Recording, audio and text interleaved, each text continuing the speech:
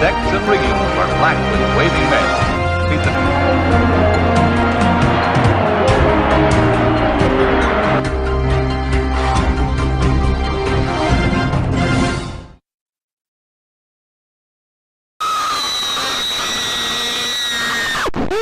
Hey, so I lied. This is going to be the last World War I video. It's going to be somewhat short, but anyway, we'll just go ahead and dive into it. We're talking about the end of the World War. The Great War at the time is what it was called, because there was no World War II. But now it's over, and as you can see, the hostilities have ended. They have ceased. The armistice has been signed by Germany. Does anybody notice anything interesting about this headline, this news page here? I'll give you a hint. It has to do with these little symbols here. They used to be symbols for good luck, not symbols for other things. So anyway, World War I ends. It ends with the Treaty of Versailles. The United States, we suggest, or I should say Woodrow Wilson strongly suggests, the League of Nations and 14 points about how to structure the world after World War I. But everything is ignored by the Europeans except for the League of Nations. They liked it. It's a collective security agreement. I like to look at it as the UN 1.0. Spoiler alert, it doesn't really help much at all. To be clear, make sure that you know the United States does not join. We choose not to. The Senate goes against it.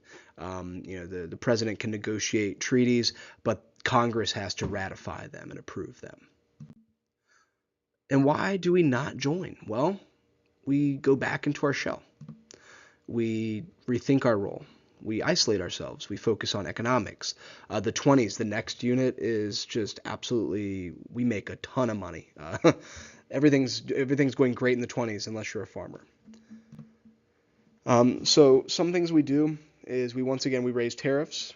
This protects American business. It makes foreign products that come into the United States more expensive. The government collects tax revenue from that. And of course, it makes foreign stuff more expensive, the American stuff less expensive. And so because of that, people will buy American, yay, and then it'll help the economy. So another aspect of this time period is that we really, really focus on staying out of foreign conflict and focus on domestic issues. And that's just sort of a boilerplate of what isolationism is. All right, and so during this time period here, and of course World War II does start before 1941. It starts in 38, but we get involved in 41, all right? So between the end of 1919 and 1941, this is a space of time that we call, guess what? What do we call it? The interwar years, because they are between these two wars. Mind-blowing stuff, I know. So we mobilized to get ready for the war, to fight the war. We mobilized. We got everything ready to go. We restructured the government. We restructured the economy. We restructured just about everything. So when we come back, we have to call that demobilization. So we demobilize. And just so you have something to write down, if you're a student taking notes, you're transitioning from war to peace. We're transitioning back to peacetime. We really seriously scaled back the size of the military. So how does it affect the economy? Well, it affects the economy in a good way or a bad way. Let's find out. So we affect the economy by this issue of demobilization because look at the picture. There's a ton of young men coming home from Europe. When they get back, guess what? The military is downsizing. No one wants to pay high taxes anymore. Factories shut down. Because if you remember, the government sort of commandeers a bunch of factories in a variety of different ways. We transition them from making, toasters to guns, right? So now they have to get back into civilian production. So there's a temporary lapse in productivity, right? Farmers who used to be able to sell food at almost whatever price they wanted now have to go back to there being less demand for food. The government's not signing those gushy contracts with them.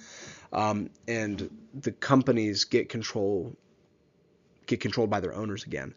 As I've mentioned, they have to transition back from making guns or bullets or what have you to making toasters, microphones, radios, who knows, scissors maybe, stuff like that, staplers. Did they have staplers back then? They must have had staplers back then. Anyway.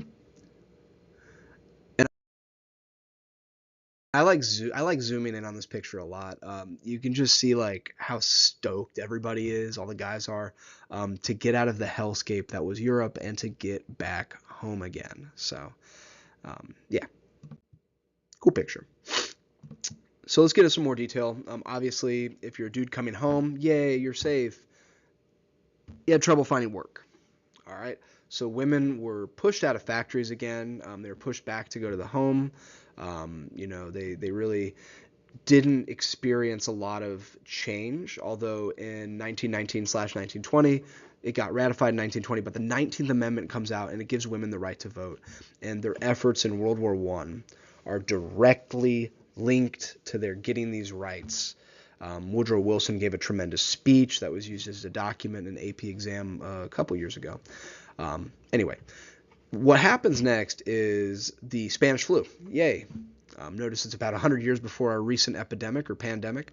So it doesn't really originate in Spain, if my memory serves correctly, but it became known as the Spanish flu. All right. And now you have a bunch of dudes coming home to America bringing more than just paychecks and trophies. They bring back little buddies known as the virus, the flu virus. It actually kills a ton of Americans. And this, all those things on the last slide and this slide lead to this like baby depression from 1920 to 1921. This depression, this uncertainty at this time causes a lot of fear in the United States. And it actually, you'll see what happens next. There's a lot going on at this time period. So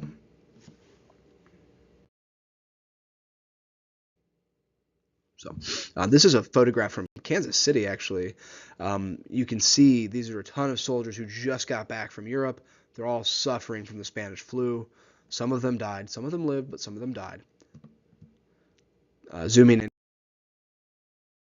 here a bit more, it's very interesting. You can see the nurses in their nursing outfits here. You can see several wearing masks.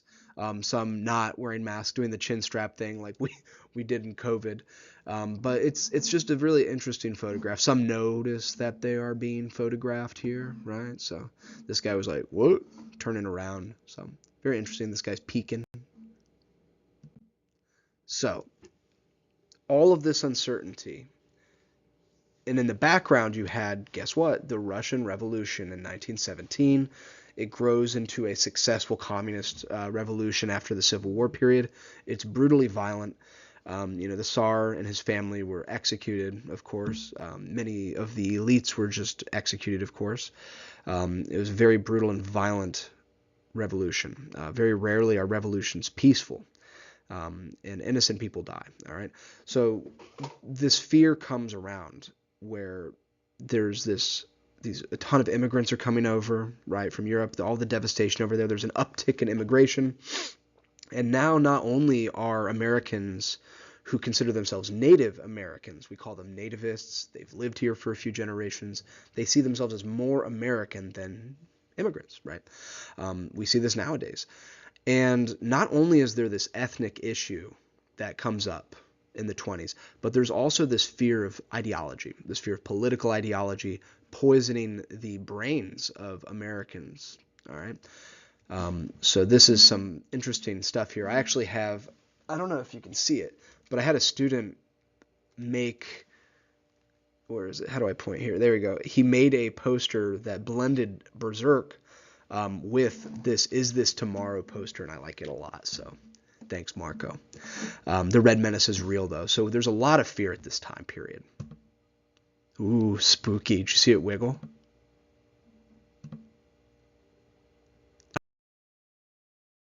Ah!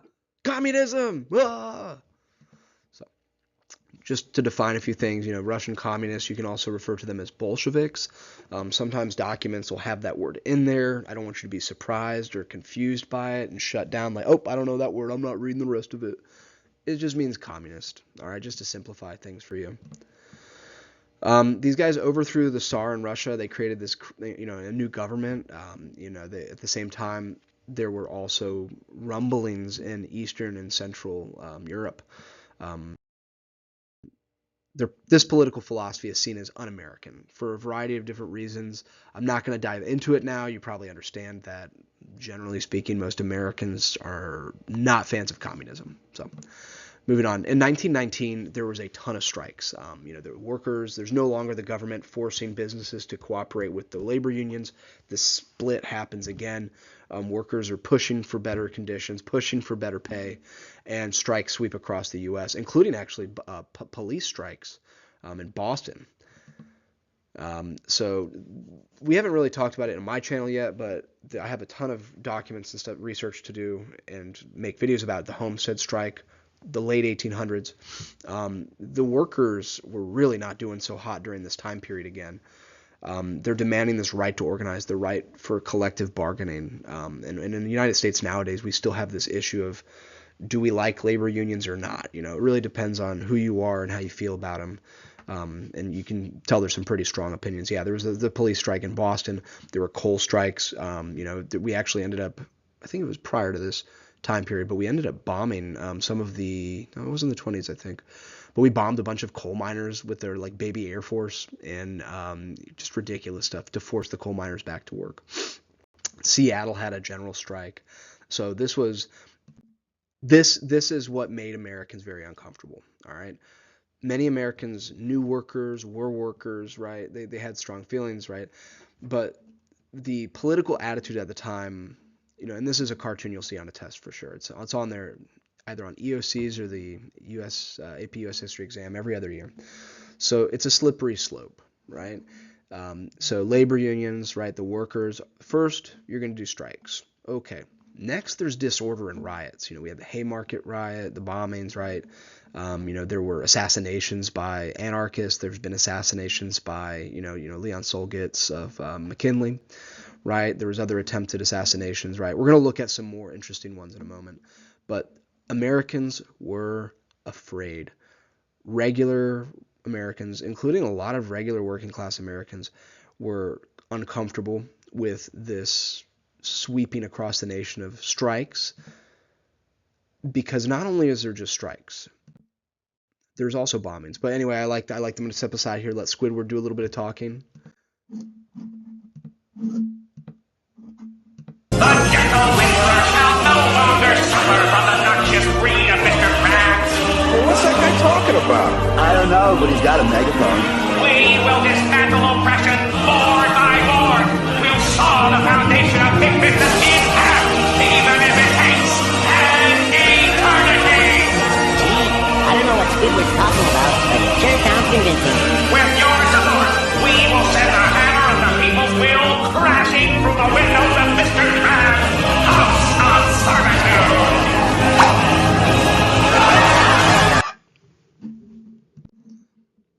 Well, you get the idea. I love doing that. The kids go crazy for it. The problem is that not only do people protest and have strikes, but a very, I wouldn't say a small group, but it wasn't like a massive group of people, right? So it was a small group of very committed individuals began setting off bombs across the United States. So here we've seen political violence again against fellow Americans. Because of ideology, because of the failure of using our system or having a lack of faith in our system. It's very troubling. So we need to be cautious of these things. Remember that we're all Americans here. We need to get along. So there was actually also a bombing on Wall Street, just as another example here. So there's a lot of bombings. There's a handful of injuries, not a lot of death. So thank God for that, right? Mostly these bombings were used to sort of try to make Americans afraid, to use their fear to, it's all terrorism is, to create a sense of fear in the society, right? Shake that society's faith in the government, which would potentially create a power vacuum, which would allow a revolutionary group to step up to the forefront. More media, more press gives, power to their cause, et cetera here. What happens? The other thing that can also happen is a crackdown. And that's exactly what happens, is a crackdown. We see the Palmer raids. If you go back and look at the first one where I had the 3 pictures of the bombings, you'll notice that one of them was actually on the front porch of the Attorney General's house. So the Attorney General's name was Mitchell Palmer. I mean, in terms of law enforcement, it's a pretty remarkable event, right? Certainly not a lot of good civil liberties, not a good focus on civil liberties here, right? But here you can see they're combing the city for alleged radicals, right? They're arresting these people in nationwide radical raids. So this is the first like nationwide raid because of political beliefs. Pretty remarkable stuff. Tons of bombs got found in the mail. This one went off on his porch while his family were at home. So I'm a dad. If that happened, I'd be mad too. And if I was the Attorney General and that happened, you can bet your butt I would be going after these people, right? So this, again, there's another bomb. Yeah, like I mentioned, the bombs were going off all over the place. So it creates a society of fear. This is baby J. Edgar Hoover. He's younger than I am now in this picture here, and he had a ton of authority. So very interesting stuff. So this is the origin story for J. Edgar Hoover. If you don't know who he is, Google him. I'm not going to talk about him too much in this video here, but he's a very controversial figure in law enforcement. So in a lot of these Palmer raids, many of the people who were targeted were foreigners. Most of them were from Eastern Europe. So if you got caught with like a communist manifesto or like a pamphlet or anything like that, like even if you're a dude walking along the street, gives you a pamphlet, you're like, whatever, I'm gonna put this put it on my desk. You forget about it. If you got that on your desk when this dude knocked down your door or his buddies knocked down your door, you may have gotten deported, especially if you're a foreigner. So it's an interesting thing. This is a picture of a place that got ransacked by law enforcement looking for radical material. 200 got deported before 1920. Again, it's not a lot, right? But this is a very strong example of fear of communism, right? Fear of what we saw as dangerous political ideologies, anarchy, communism, so all that stuff. So even socialism at the time. So 6,000 people got arrested. Most of them were foreigners. Very, very, very strong majority of foreigners. The trials they had were, if you call them a trial, were not very strong. Many of them were not seen as citizens at the time. So it's a little bit frustrating, right? When we see this stuff happening, it's like, oh my God, our civil liberties. But on the other hand, it's like, there's people setting off bombs. Who were these people, right? So there's this desire to show the general public that, look, we're trying, right? And at the same time, though, there's, what are you doing here? We have a constitution. There's rights. You have civil liberties, right? So this is a very controversial time period. And then the controversy doesn't end here. We have the trial of Sacco and Vanzetti. Liberty or death, right? Liberty or morte. This is all in Italian, right? They shall not be murdered. We want justice. It's a miscarriage of justice.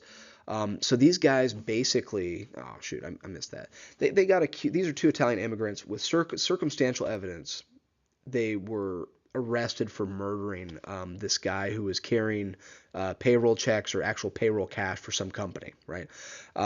They got railroaded, which is basically like there was like hardly any evidence against them except for that fact that they were in the area at the time. They were known anarchists. They were very vocal about their beliefs. And so I think this is an interesting quote, right? It's pretty funny. You can tell that, we used to execute people by the electric chair, in case you didn't know. So throwing the switch is like turning the electricity on for that. So that's what he's talking about there. Oh, and I just went over that quote. Try to pause it if you want. It was a very interesting quote. But this is a picture of Sacco and Vanzetti. So again, they had very little real evidence against them. The evidence they had was circumstantial. You can see their handcuffs there. This was a rallying cry for many on the left. This was seen as, definitely a nadir or a low point for the American justice system. It's tragic, really. And that's their face. So the things we got to remember is, why are we talking about Sacco and Vanzetti? Well, if on the AP exam they give you a question that's like, hey, what's some evidence about Americans being afraid of foreign ideologies or different ideologies, like one of the last DBQs. Sacco and Vanzetti is an excellent example of fear taking over the better angels of our nature, and sacrificing these people on the altar of, what we would try to call justice, right? Or the altar of ideology, really. So it's tragic. These guys, again, mostly executed because they were in the wrong place at the wrong time. They were Italian. They had foreign ideals. Boom. And that was the evidence that really was pushed with. All right. So I hope you enjoyed this video. All right. Drop some comments below if you have any questions or anything like that. Maybe I'll answer them. Maybe I'll make videos about them if they're really cool questions.